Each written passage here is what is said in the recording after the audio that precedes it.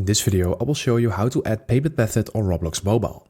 So normally when you go to your Roblox app, this is not possible, but I'm going to show you how you can do this anyway. So when you are on your Roblox app, you're going to click on More normally, then you click on Settings, and then when you click on Payment Methods in here, you will see all of your payment methods, but you do not see an option to add one. So I'm going to show you how you can still do that, and that is by going to the browser. So let's open our browser.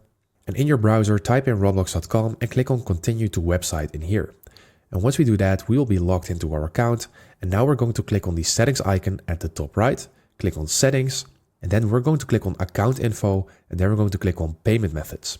So right now we see an option to add a payment method. So let's go ahead and click on add in here. And here we can see that we can add our credit or debit card. So just go ahead and fill in all of your details and then hit save. And once you do that, you will eventually add your payment method on your Roblox Mobile. So just go ahead and go through the process, and that is basically it. So I hope this video helped you out. Please leave a like and consider subscribing, and then I'll see you in the next one.